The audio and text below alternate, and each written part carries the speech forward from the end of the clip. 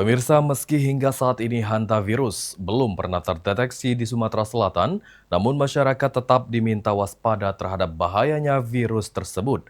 Lantaran sejak 2024 hingga 2026, sebanyak 23 orang positif hantavirus di Indonesia.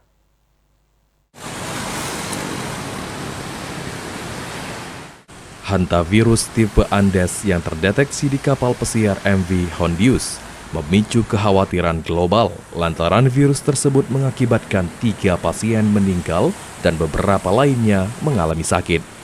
Hantavirus bukan merupakan virus baru lantaran beberapa tahun terakhir sejak tahun 2024 hingga 2026, kasus hantavirus juga pernah terdeteksi di Indonesia dengan total 23 kasus terkonfirmasi positif. Dari jumlah tersebut, 3 orang dilaporkan meninggal dunia. Meski belum pernah terdeteksi di Sumatera Selatan, Dinas Kesehatan Provinsi Sumatera Selatan tetap menghimbau masyarakat untuk menjaga pola hidup sehat dan menghindari berpergian ke negara yang terdeteksi positif hantavirus dan menghindari bersentuhan langsung dengan hewan pembawa hantavirus yang ditularkan dari reservoir tikus, celurut melalui cairan tubuh seperti urin dan feses.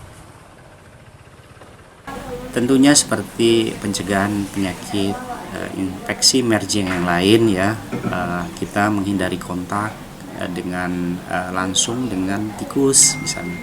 Kita tidak tahu tikus tersebut apakah terinfeksi ya melalui orang yang pernah terinfeksi. Itu yang pertama. Yang kedua tentunya perilaku hidup bersih.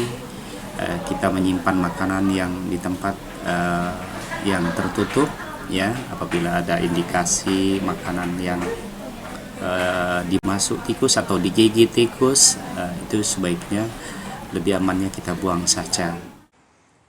Selain itu, tingkat kematian kasus atau case fatality rate dari hantavirus mencapai 5 hingga 10% atau lebih tinggi dari COVID-19 yang hanya sekitar 1,3% kematian. Eki Saputra, PAL TV.